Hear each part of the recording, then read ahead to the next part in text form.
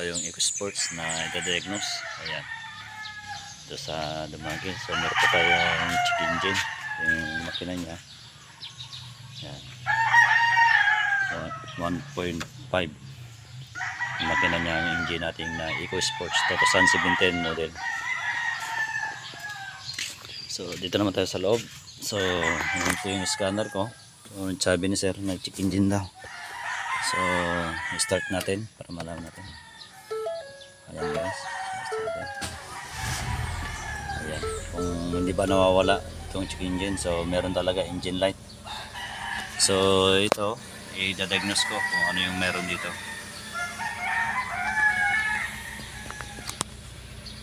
Yan guys, 2017 model, 1.5 liters. Yan, gasoline, transmission automatic. Okay. Yan guys, itong brand ng aking scanner ay Ansel. Yan, FX6000. Yan. So titignan natin kung meron siyang port codes. Kasi meron siyang check engine, hindi nawawala. Ito yan, oh. Yan check engine niya, hindi nawawala. Yan. So check natin 100%. Ito sa red port codes, buto natin. Yan. Tingnan natin kung ano yung result na.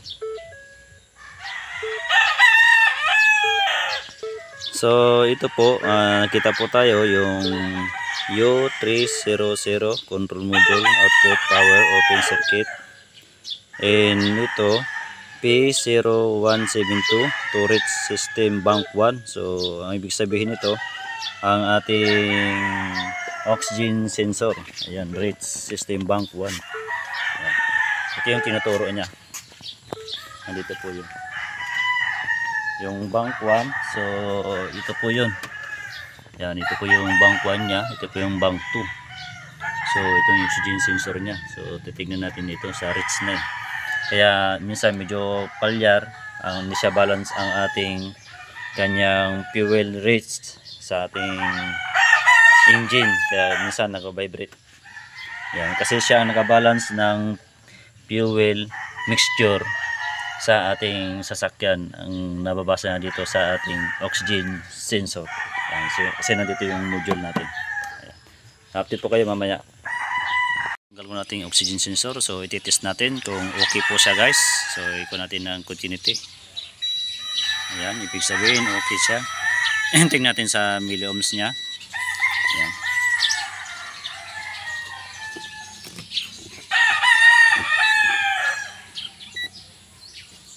Ayan. Okay. Ayan po ang milliohms niya. So try po natin kung meron po siya milliohms. Ayan, ginabasa pa niya. So ibig sabihin okay po siya. Ayan, gumagana siya. So ito ating oxygen sensor. Ayan.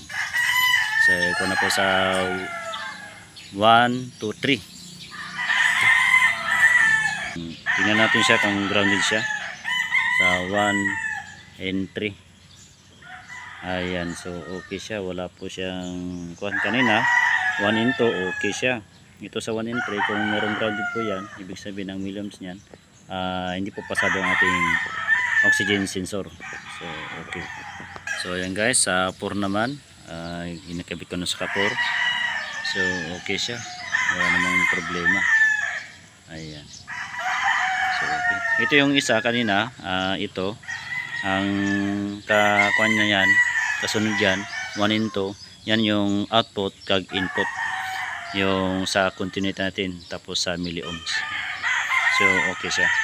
So ibig sabihin na test ko na rin to, kaya ito na yung ginawa ko na test, isa lang. Kasi pares din sila, same lang sila yan. So ibig sabihin okay naman natin yung oxygen sensor. So kulang tong linis na lang kasi marumi talaga. Yan, marumi natin yung oxygen sensor 1 and 2. So tinanggal ko nito, binaklas at para malinisan na rin, kasi ninag ko dito ang ating EcoSports, ating unit. Yan. So ganun lamang po, basic lamang po ang pagtitest ang ating oxygen sensor sa ating EcoSports. Yan. Update po kayo mamaya kasi tapos po ito, linisan ko natin. Gamit ko na panglinis, liha. Ito, linihan ko yan. Tapos yung brake cleaner. Yan, brake cleaner.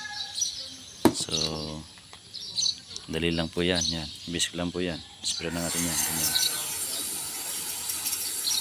Para matanggal yung carbon ng ating oxygen sensor. So, okay na. Malinis na. So, ganoon din. Ito sa kabila. Ganoon din paglilinis yan. So, malinis na ito. Pwede na to. Yan, so nakabit ko na yung oxygen sensor niya. Yan, pati ang negative niya. Okay na lahat. Yan, dito si Saro. Scan ko pa. Check namin. Check natin lahat. Kung mayroon pang check engine. So, nalinisan naman yung oxygen sensor. Yan, so nalinisan ko na yung oxygen sensor. So, ito yung lumabas. Na ganun pa rin yung code pero hindi pa ito in-erase. So try natin i-erase nito. Ayan, back. So i-clear natin. Ayan, basta clear. Ayan. Yes. Ayan, try natin para kung may erase na siya. Clear codes. Clear na. Try natin kung mayroon pang fault codes. Ano mauno na? Ayan, so wala nang DTC ang lumabas. So ibig sabihin okay na. So try natin start. So i-back natin. So yan, start natin. Ayan, so okay na ang ating check engine. So wala na. So yung ang naging problema sa ating oxygen sensor.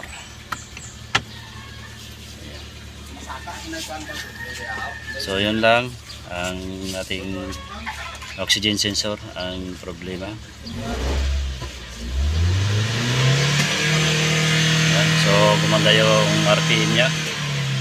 Hindi na siya kanina na parang nahirapan nagbabibrate. So okay na. Oxygen sensor talaga yung problema. So nalinisan ko na yun at okay na siya. So yun guys, so maraming salamat sa mga manonood sa aking YouTube channel. Mario Stairs lang po. Yan. Salamat sa tiwala ni Sir. Diyan si Sir, oh. Ayan, may ng Ford.